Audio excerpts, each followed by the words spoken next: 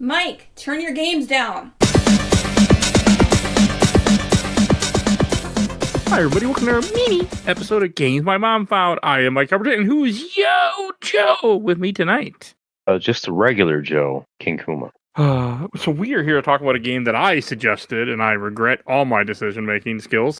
G.I.Joe Wrath of Cobra, a beat-em-up published by Indie.io, developed by Indie.io, and came out in 2024. Sure, this wasn't like 96? You would think so. I mean, they thought it was 96, since it didn't get any updates. So they treated it like 96, so they couldn't patch it, and make the game any better. So I always start quickly with our history. So I got this, I'm assuming I got this in a bundle. I was excited for it because I do enjoy beat 'em ups. I thought I did. I'm starting to wonder if I do or not, after I've played a couple of them. And I was excited. I was like, all right, this has that classic 80s vibe that they're going for with the G.I. Joe. And I'm like, all right, this could be cool. I never played it until we played it together. And Rich, what about you? Well, I didn't even know it existed until you presented this game to me. But, I've been kind of a very G.I. Joe fan, a lot, more so when I was a kid. So it was a little bit exciting to play a game. I don't know if I've ever played any G.I. Joe video game for that matter. There's not a lot of them, actually. There's an old NES one that I want to play because I played as a kid and it kicked my ass, and I kind of want to go back and play it again. There was one for 360 that I enjoyed, but like with anything licensed, I mean, they're not around anymore. Even the other G.I. Joe game that I own on Steam, Operation Blackout, you can't buy it anymore. How's that one? Did you play it? Of course not. Yeah. I got it in a bundle. No, maybe that's half the issue, is that the exposure to G.I. Joe, unless you were a fan as a kid and of age to where it really mattered to you, after that era, you didn't have that much exposure to it. No, it's not a big franchise now. I mean, they tried to make it something with the movies, which went nowhere, I think. I don't know. I feel like it had some good feedback probably more so from the diehard G.I. Joe fans. I doubt it really made any new fans with that movie, or many new fans with the movies. Yeah, because I would doubt, like a lot of newer generations even knew what the hell that was. It just sounded kind of cool, maybe, but they had no idea what a G.I. Joe was. Yeah, it's just a toy. It was just a toy commercial. What G.I. Joe was. That's what many 80s cartoons were, yes. I mean, even Power Rangers for that matter. Yeah, but at least it came from a show. And it sold a lot of toys. Yeah. Well, G.I. Joe was a toy that got a show, a cartoon to sell toys, which it did. So I was excited when we started this game up. I was like, okay, it got the 80s feel. I hadn't really read any reviews about it, but I saw the graphics. I'm like, all right, it looked like an old, like a little better than a Super Nintendo beat 'em up. I'm like, okay, I'm excited. And then we watched the first cutscene in this game where somehow it looked worse than the 80s cartoon. And I'm like, oh no, this has just got to be dumb. Like, that's fine. Like, the animation is really bad. It's just stupid. And then the game went, you ain't seen nothing yet. Yeah, by just the opening cutscene alone, that was a very big indication of how bad the road might be.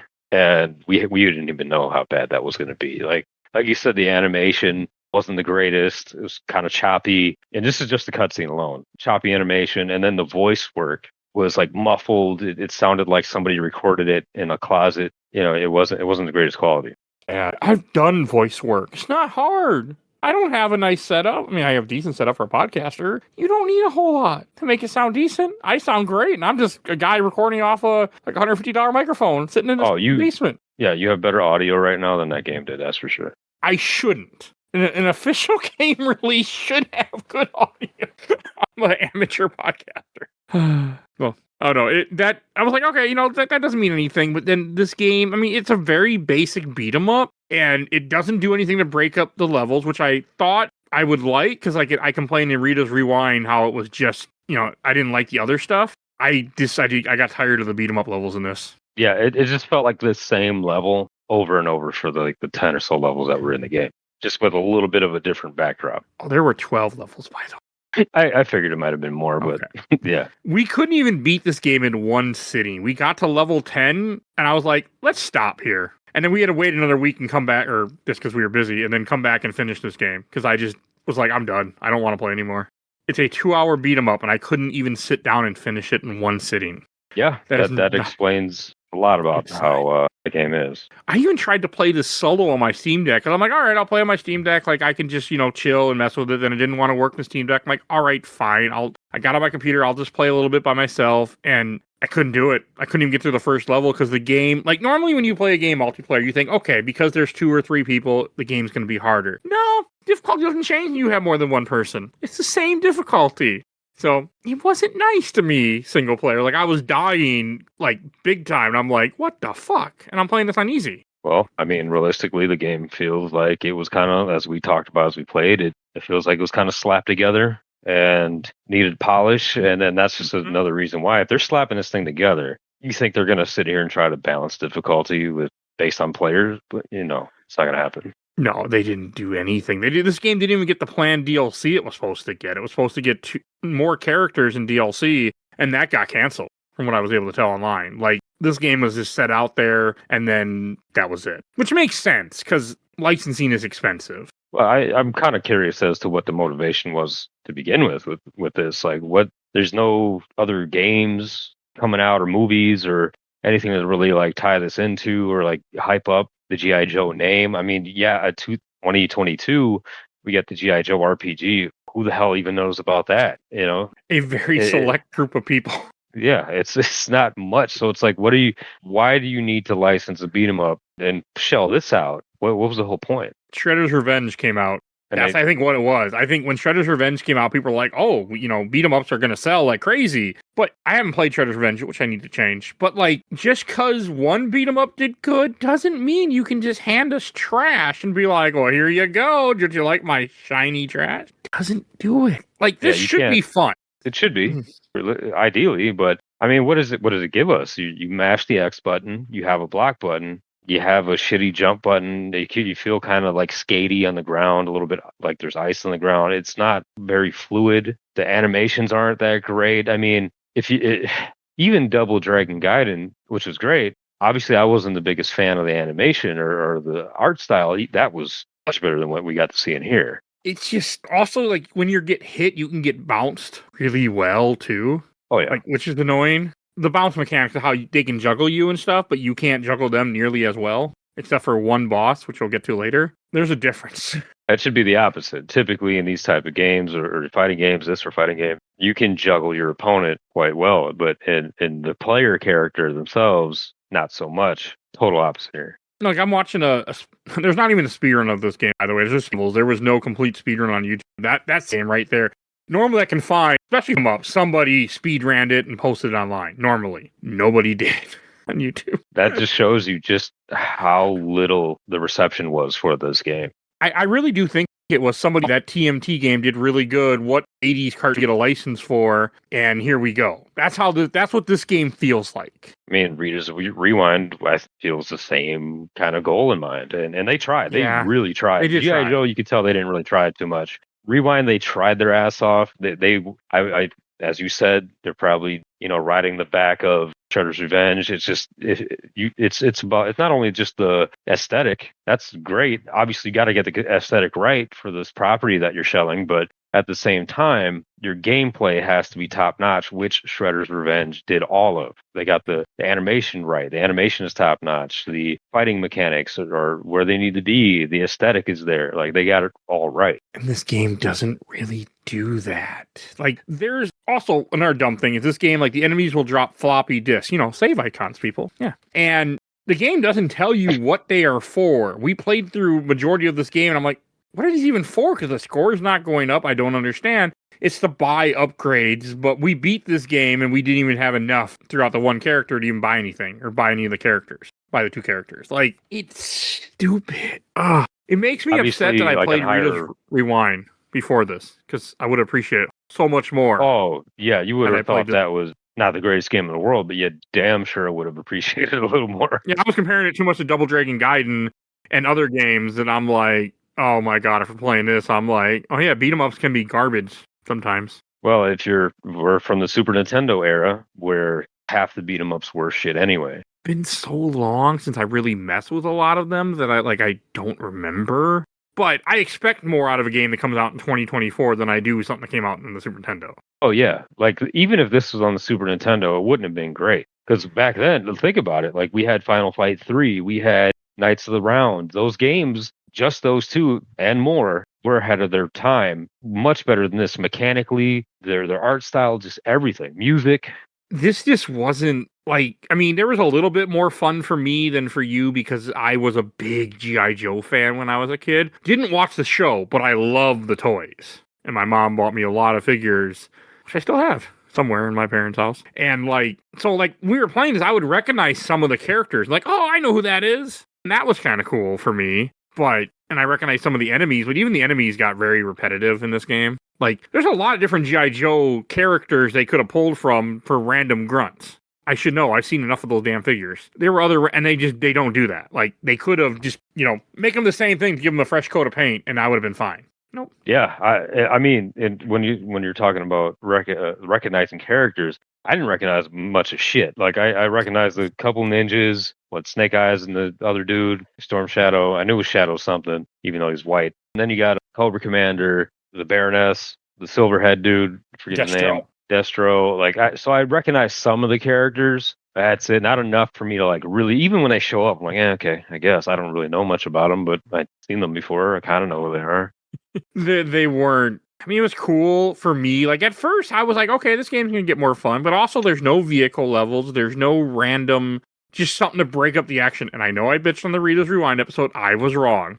So, I just hadn't played. Before, I really only played, I played Scott Pilgrim. I played Double Dragon Gaiden. Yeah, I played really good games. And then I played just garbage and did not realize what I was talking about. So it lets you know the tiers of these beat 'em ups and just how low they can go. I don't think there's chances we'll play beat 'em ups that are about this level, but it's gonna be a rarity. This right here that we played is probably gonna be hard to beat as far as how bad it really was. And it shouldn't have been it has a cool concept. It has interesting stuff. It just needs a little bit more polish, and I think it could have been a fun game. Maybe. I mean, what are they really building? Like, what did they get right? I guess we're talking about everything that was wrong, but what did they get right? And to me, the only thing that they really got right was some of the aesthetic, the presentation of the G.I. Joes themselves. Yes. Other than that, I can't tell you anything that they got right. That's all they got right. I mean, the game here has a basic game that could be fun. You just need to make it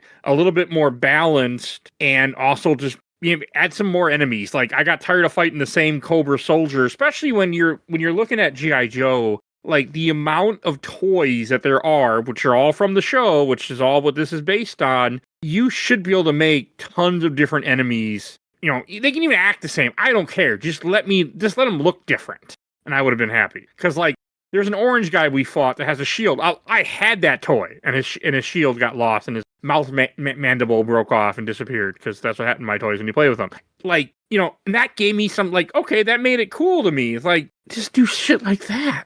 There's so many fucking figures, and there's, each level could have been based and had a different grunt enemy you're fighting, because it would fit the different G.I. Joe stuff that they have, because they did everything. They did ninjas. They did chemical warfare. I mean, they did everything in G.I. Joe, and we don't get that here. Yeah, I mean, there's snow troops. I mean, I would have been really happy to see all that, but again, the time wasn't there. I bet this game was rushed for the developers just to get it out there for whatever reason. Yeah, it's like they had maybe 3 to 4 weeks. They're like, all right, tip it out.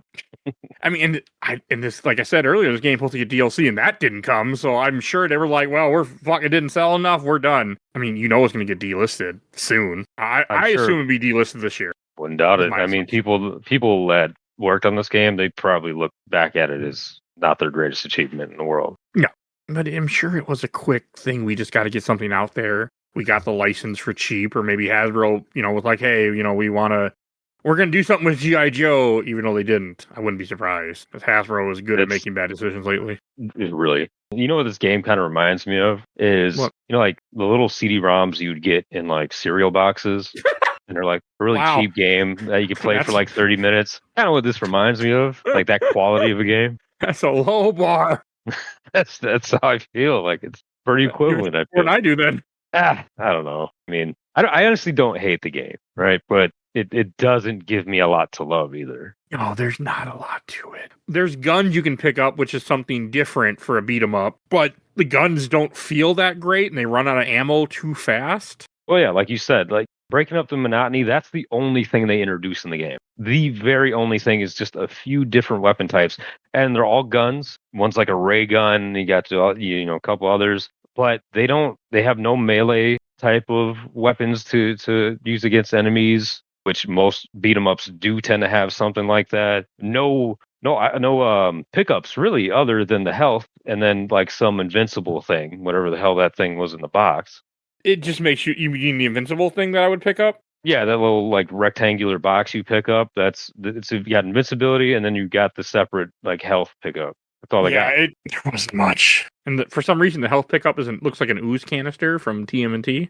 Well, for some reason, I don't know, because I don't know what the ooze canisters were, because in the Cobra boxes, you'd break those open and you'd find, I guess, yeah, it would kind of look like a little ooze canister or like a cylinder with a plus on it to represent health. But then you had those other, then you had those other like glass tubes that had green stuff in them, which they don't do anything. I had no idea what those. Yeah, you break them and that's it. I mean, I don't think they even hurt enemies if you broke out near enemies. But like, what was it felt like there was something that was like. They feel like they should make explosive barrels. Like in a lot of beat 'em ups, you hit a barrel, then you run away, the enemy walks over, boom, boom, boom. And that wasn't the case. It was just there, and I'm like, again, this game feels like it wasn't finished, and they just had to ship it out the door. It really does. And then the parking meters too. Like when you punch those, they just flop up in the air and come down straight down right next to it. And it's like normally you punch those and they fly across the screen and take out enemies. Yeah, nothing. Like there's not even pickups, and it doesn't make sense.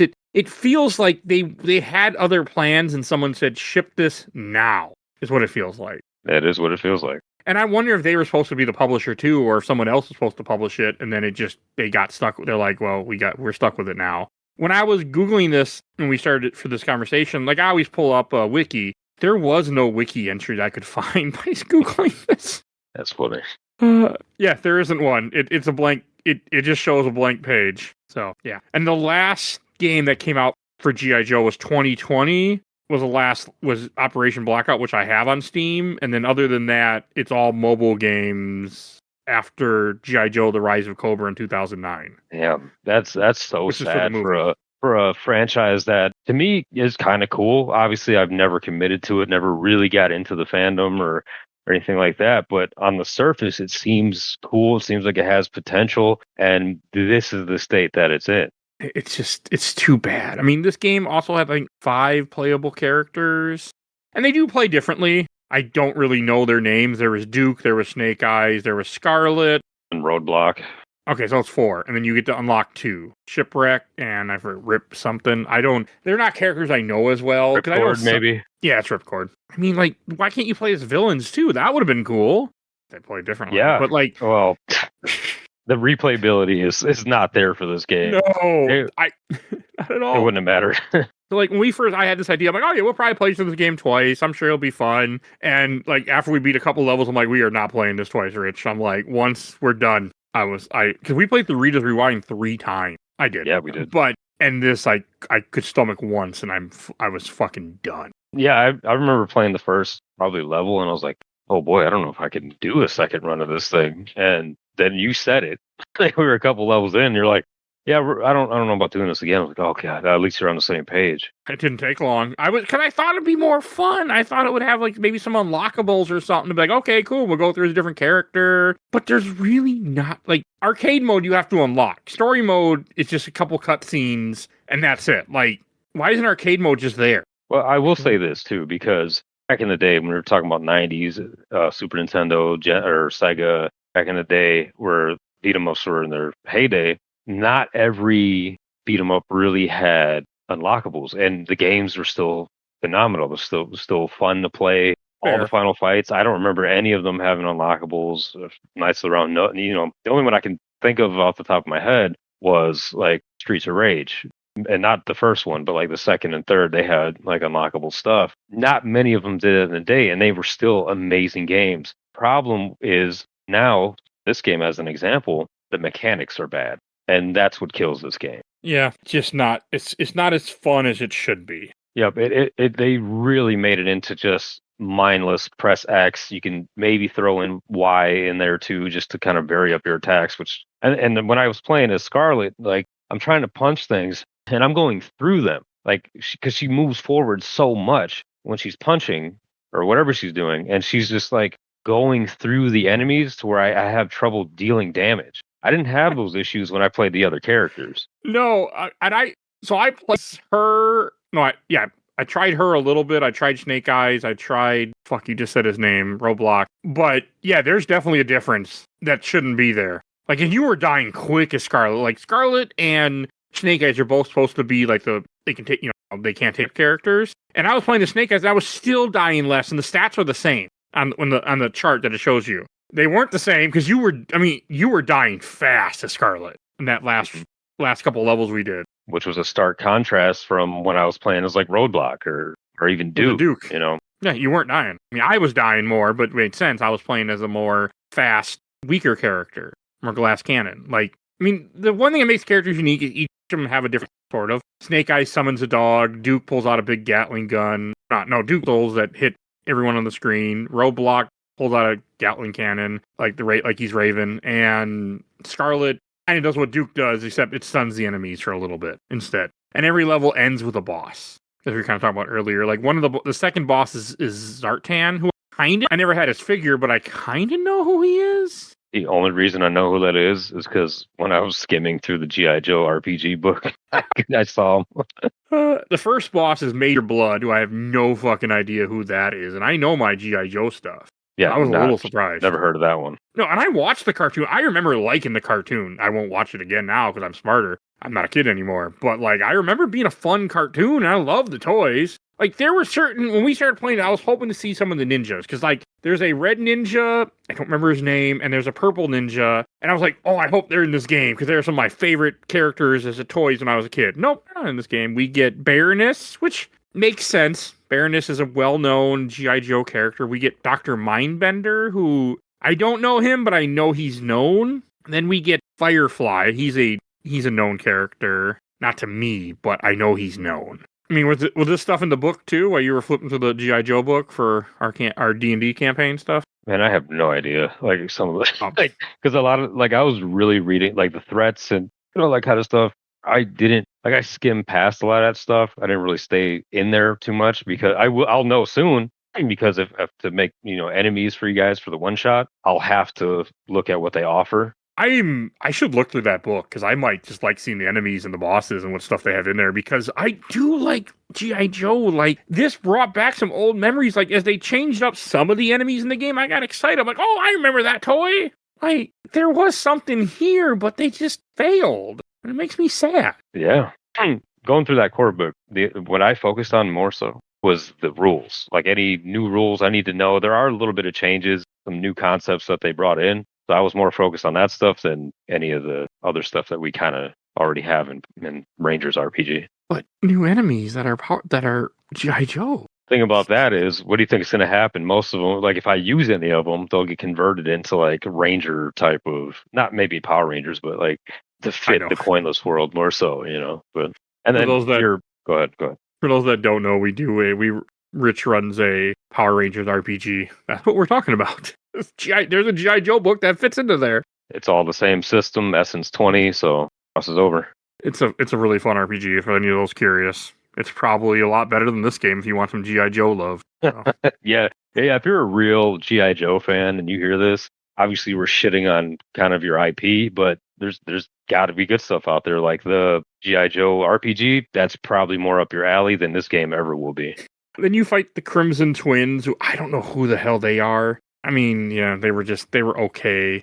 The next boss, because, we only have so much we can do here, you fight Dark Snake Eyes for some reason, which confused me. Also, the 2-player characters that you fight as bosses, which are clones, like you fight Dark Duke and Dark Snake Eyes, they can be hit and comboed easier than other bosses because they're based off the same, what happens to you. Like, they have almost the same mechanics as what your player character is. We ended up getting Dark Duke into a combo, and he just never recovered from it. We were juggling him across the screen. He was bouncing off the edges of the screen. He was getting his ass beat. And you can't do that with other bosses. It's just for the player characters that they use, which is, not nice. It got some issues. I mean, they do try to mix it up with the enemy variety. Like, you do have guys that drive a little car around on like a little buggy, which was super fucking. They were probably the hardest enemy in the game, but they shouldn't. Yeah, because you can't really tell that unless you really sit there and get used to it. Maybe, but to try to tell when their animation's going to trigger and they're going to run you over, it's too hard to tell because you got to go up to them and punch and kick them. But by the time that they're revving up to hit you, it's already over. The animation's over. Yeah, it was really shitty, and I was like, "What the fuck?" Like, and they were the hardest for us. Like, you would fight other mechs that took a lot of hits, but you could figure out when to block. Like, this game does expect you to block a lot, which we didn't do, but that's on us. If you really care about playing the game for replayability, you're a big G.I. Joe fan, and you just want to love this game and keep playing it, then yes, you have to get used to block. Otherwise, if you're trying to swing through it for a podcast, no one gives a shit. You fight Destro, you fight clone of Cobra Commander. Destro I always liked as a kid. I had his figure too, because he had the metal head. Yeah, he always looked pretty cool. I don't know any of like the stories of these characters. And they had Storm Shadow as a boss near the end. That was cool. Obviously that was a big, like, me growing up with G.I. Joe, I always thought like, oh, the ninjas are cool. At least there's those, Same. But obviously I was a wrestling fan, so Sergeant Slaughter kind of brought in some of that too. He's also in the RPG too. So. He still, I mean, well, of course he signs all his G.I. Joe stuff. People bring him stuff like that's still him, that character. So, because it's just him.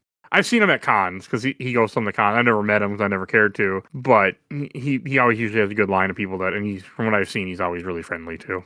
Oh shit, I'm not the biggest Slaughter fan in the world, but I would probably end up getting something signed for him. And wrestlers are the only wrestler that I know people have an issue with at cons, and this is not his fault, is Sting, because he only comes for like 2 hours sometimes, and he's gone. And yeah, that's too bad. I mean, because Sting is like from like behind the scenes like information, one of the like cleanest, like upstanding guys. Like nobody has really anything bad to say about him. So yeah, it's not on him. So I wanted to make sure because I know like for the last year's con he was there. And he was only supposed to be Saturday only. And then we got there shortly after they opened. And they're like, yeah, we got to cut off the line. He's leaving. He has to go to another convention or something. Like whoever's booking his stuff is overbooking him. Yeah, so, that's too bad. People were pissed. I was like, well, good thing I wasn't meeting him. That's what I thought. That's what I said to myself as I waited in line for Amy Jo Johnson instead. So she also was only there for one day because they canceled the flight because it was during the time of one of the shutdowns of all that bullshit with the flight. So. And then the last boss is the actual Cobra Commander, which you died in during, unfortunately, because Scarlet was weak. Yeah, wasn't that mad. I mean, I'm glad you got the rest of it, but would have been mad if I didn't. Oh, yeah, to do it again. Well, at least I would have had a better character and probably would have got that second time. But I was just happy, like, okay, they ended my misery. There's 3, so we were fighting the first fight, and I even said to you, I'm like, this is gonna have a second form. Like, I just knew that's where this beat 'em up was going. And then you drop through the floor and you get to fight a big mech. And I'm like, all right, we beat the big mech in the background. I mean, look cool. It had 2 arms that are punching. Many beat 'em ups do shit like that. And then after you beat that, then he goes Cobra Commander Ultra, which I recognize this toy. And I got excited. And we barely beat him. I was down to like 1 life, and I just kept hitting him and he finally went down. But I mean, it was for the price that I paid for this game, which is pretty sure I got in a bundle a bunch of other shit. And what about the price that you paid for it, Rich? Are you okay with that price? I don't know if it was worth the money, For the free code I sent you? Yeah, I'm not mad at that price range. No, not at all. I don't think. I hope I didn't. I might have. I know I got in a bundle, but then I got another code in another bundle, and I would give away codes in the show. But I was like, since I wanted somebody to play this with me, I just sent you the code. Like, here you go. And I'm so glad I didn't ask you to buy this. If I paid anything over $1.50 for this game, I would have been furious. It's $20 is the main price for this game. No, but he should be paying $20 for this game. 15 on sale right now. Wait, is it more than that? Is it the what are the full price is $25? Horrendous. That is not worth You're paying all license right there. What are the reviews on Steam? Mixed. Okay, at least. Yeah, I figured it was going to be mixed. 59% of the 108 users for this game are positive. I'm one of the negative reviews for this game. So boy. Yeah, I do not recommend this game. Like, if I would have paid $25 for this, I would have been upset. Like, the reason I was so upset with Rita's Rewind is because I paid like 20 something for it. I didn't get it in a bundle. I would have been less irritated because that's a better game. Mm-hmm. Also, a lot more reviews. That game has 668 reviews. On Steam, this game only has like 108. Yeah. So nobody's playing this game. So like one thing I did is I Googled like, oh, they're going to be DLC for this. And that's when I found out, oh, it had 2 planned characters. This game only came out 2 years ago. It's dead. It's kind of dead on arrival, I think. Yeah. We all know that's not happening. There can't be any DLC for this game. You can buy the soundtrack, though. Oh, God. They even did that? They always do that. So what it sounds like is like they really had higher expectations for this game. Yes, I really think that they were forced to publish it faster than they meant to, and then they were probably like, okay, we'll get it out, we'll make some money, and then we'll fix it. And it just didn't. People didn't pick it up, and then it didn't go anywhere. And it made me sad because I was hoping for a good beat 'em up. Because realistically, like, what is the main fan base of G.I. Joe? Like, it's people that are older than us, like elder millennials, like. Yeah, because we're in our late 30s. We're in our late 30s. We were born in the late 80s. The people that this is really targeted for were people that are born in the early to mid 80s. And that we just missed the boat on this. Yeah, we got the tail end of it, so we're familiar with it. But to be diehard, like big fans, just like this and Transformers, that's mostly that not generation, but those years that were before us. And how many of them are really going to jump on here and buy this game? I mean, considering the game only has 108 reviews on Steam, that's not saying much. Also, the achievements are horrendous. Like, normally you think a beat 'em up, or most games, for example, would have achievement. Like, oh, you beat the game. Oh, okay, you beat this boss. This game has an achievement for beating the first level, an achievement for beating the game on normal or harder, not easy, and then beating levels without getting hit for some of the achievements. This is without dying or without getting hit? Both. How the fuck do you beat this level without getting hit? You mean like, maybe blocking doesn't count as being hit? Probably not, but still. There's a lot of shit happening on the screen. And there's a lot of enemies in this game. Not worth it. Whoever like 100% of the game, I feel bad for you. I don't think anybody... Let's see if it will tell me on Steam. Normally I don't do this, but this is a case where I'm very curious. 0.9% have the all achievements. You see? You see what I mean? Somebody out there did it. Somebody did. And I hope they didn't pay $25. I mean, some people bought this game the day it came out. The G.I. Joe fans are like, oh man, we're getting something G.I. Joe for the first time in years, because we don't get G.I. Joe games, because there's nothing going on with G.I. Joe. It's kind of there's really not a lot of G.I. Joe games. Like when I was looking up earlier, I said the 360 one, and then there were 2, there was an arcade one, and then there were 2 for the NES. G.I. Joe and G.I. Joe The Atlantis Factor, which... That's crazy. I have as a kid. I don't remember anything about them. And then there were Android games. But yeah. Hell, even Operation Blackout, the one that came out in 2020, well, that came out for Xbox One and PS4, that has a wiki. This does not.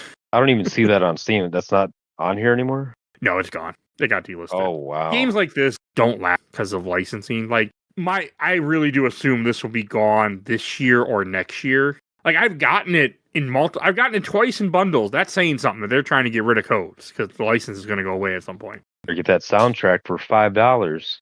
Well, I couldn't even really hear the music in this because we had to turn it down because the way we had to do remote. Mention that this game doesn't have any servers, obviously, so we had to do remote play, which was annoying. Oh yeah, there's also that, just like we had to do with Power Rangers. Mm-hmm.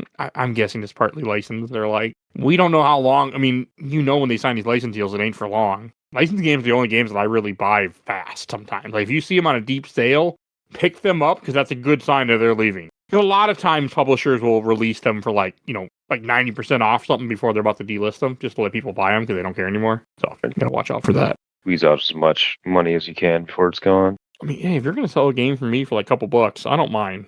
To be honest, like if I would have bought this for like under $5, I would have been fine, but I would not have been happy. I mean, I paid under $5. I probably paid like $2 or $3 whenever I bought this in a bundle, which I'm okay with. Like for that price, the only thing that irritates me is that I didn't get any achievements. Kind of irritates me a little bit. I'm not an achievement whore anymore, but it would have been nice. Like, oh look, you beat the game. Here's an achievement. Just to show on, like, oh look, you played this type of thing. Like the Fairly Odd Parents meme. This is where I'd put one if I had it. I made that meme for work one day. They're like, oh, I'll put this in this tracker. And that's why I made the meme. It made me laugh. That's why I did it. I like that Fairly Odd Parents meme with the dad and the trophy in the background where there's no trophy. I do love memes. Most of us do. This game reminded me, I do like G.I. Joe. And as a guy who goes to a lot of toy swaps, I do see old G.I. Joe toys still. Like, a lot of people sell them. Like, it's still, there's a love for G.I. Joe still, even if Hasbro doesn't know that. Yeah, Hasbro's a whole nother story. Yeah, because I know they were trying to revive the G.I. Joe movies. Like, they had all these plans, but then everything fell apart. Like, there was going to be a G.I. Joe Transformers cinematic universe was coming, and that did not happen. Too bad. Might have been good. I don't remember what movie teases at the end of it G.I. Joe. One of the Transformers movies teases the G.I. Joe at the end of it. I'm pretty sure. I haven't seen them, so I can't. I'm speaking from what other people have said on the internet without Googling this, so maybe I'm wrong. But so maybe that had played a part in too why this was coming. Like, oh yeah, G.I. Joe's going to be a thing here soon. So, but it's not. It's kind of a dead franchise again. It's a shame, man, because I feel like this is something I could really enjoy if they presented it in a way I might like. And there's just not enough effort, not the right people behind it. It's like these older 80s and 90s franchises, other than Turtles, people don't know what to do with them. I mean, we're getting a toxic Avenger game at some point from that beat 'em up from that cartoon. So we'll see how that is. Is that not out yet already? No, it's not out yet. I looked it up last time we talked. It doesn't have a release date yet. All right. I mean, I'd be down. Like, again, I have a little bit of familiarity with that. I'd be down to do it, but I can only hope for the best. I watched the cartoon when I was a kid. I remember that. I had a VHS of it, and I had a few toys. I mean, like, I don't mind them taking old 80s franchises. Like, there's a He-Man game coming out, speaking of old franchises, as a beat 'em up. Like, I don't mind that. That's cool. It's probably a cheap way to, make a game, but just find the fun factor. It doesn't take a whole lot. Like, Power Rangers was fun as a beat 'em up. The Rita's Rewind game, it was the other levels that irritated me more. Where the whole thing just irritated me. But, like, you can make it fun. You can make the hits feel good. The hits didn't really feel good. I felt weaker than the enemies. That's not a good thing for your beat 'em up game. Yeah, no, that's a good point. That is definitely a good point. I felt weaker than enemies too, and that's never a feeling you want to be a part of. When you have a mass amount of enemies, a lot of them are supposed to be fodder, or you're supposed to be the best on the screen, unless one big one, like a boss in beat 'em ups or a mini boss or something, and then that's it. But no, every enemy felt like they took too many hits to take down, even on easy. Yeah, it didn't feel like it really did anything for easy. I haven't tried normal, so I can't speak to it, but it didn't feel like how it should have felt to me as an easy. Plus, like, the enemies don't vary enough in this game. There's a lot of just Cobra soldiers. I mean, they do try to do something. Oh, this guy has a knife. This guy has an RPG, but there's not enough. And even like the different weapons that we mentioned, and there's a grenade launcher, which is really cool, but it has like 5 shots. You barely get it. And this game should have had more guns dropping to make it just feel a little different. Because, like, when I first got a gun, I got excited. I'm like, how many beat 'em ups can you say have guns in them like this? This was cool. But it doesn't last long. Mm-hmm. There's not really mini bosses, but they do try to, there's a couple different mechs you fight, which are all annoying. You fight a couple tanks, too, the tanks weren't too bad. I remember the toy, too. So I was like, oh, I had that toy. It was a mail-in one, too, I'm pretty sure. Some of them were. I know God. the Cobra Emperor that I had was a mail-in toy. You're confusing the shit out of Gen Z right now. Fair enough. But I remember my mom gave me a check and I ordered it in the mail, and it took a bit until I was so excited when it came. That's how things worked back then, everyone. If it was a special limited edition or something, you could mail in something to get it, which is a rarity for us. Now I just go on Amazon and say, hey, I want this, and they just ship it to me, and I'm just happy. Man, I love today sometimes. There are a lot of things I hate about our current timeline, but I do like that. Oh, I love the convenience, and also not having to step foot in stores most of the time is amazing. Yeah, I was at the Mall America yesterday running around, but that was fun. Like, I have 2 Silent Hill Funko Pops coming in the mail, so one got delayed. Oh, yeah? I didn't know they made Silent Hill ones. That's cool. They just did. They're in store, and I've seen them, but I was like, no, I already ordered them. I'll just wait for mine to deliver. Then today it told me one of them was like, yeah, it's running late. I'm like, what? It's supposed to come? I mean, I don't care as long as I get it. I don't care when I get it. I just want it. Also, speaking of RPGs, I do have 3 sets of dice coming. God, what'd you get this time? Just some basic colors.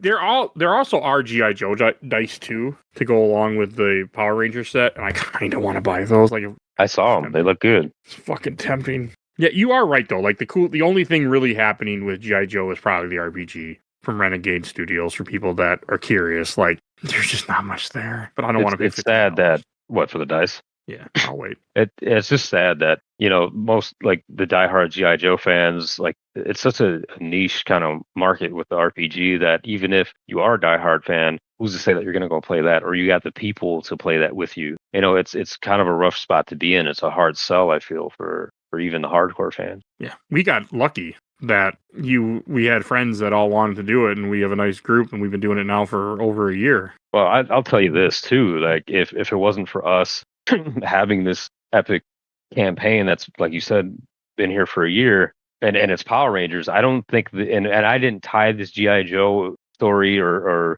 these rules into Rangers somehow, I don't think anybody'd really want to do it. I don't even think I'd want to run it. If it was purely G.I. Joe, we wouldn't be into it. Yeah. But it's just cool that also My Little Pony is part of that RPG too, people. So yeah, for anybody curious.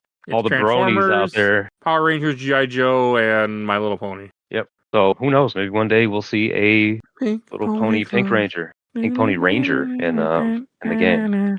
I actually like that song. I haven't heard it lately, but I'm not upset about that. But it hasn't played on the radio constantly, so that's nice. I don't listen to radio to know. I started to because I usually would drive in silence, and then I was like, I probably just turn the radio on. So now I just turn on Cities 97 for those in the Twin Cities, and that's all I listen to in the car. I got my son listening to it too, and he likes it. So I'm like, cool. I'm too picky with my music. I have like 1,000 playlists. Is Ninja Rap on there? Ninja Rap. Ninja. Maybe actually, my Ninja Turtles playlist, it's on there. It should be. It's a good song, actually. Go.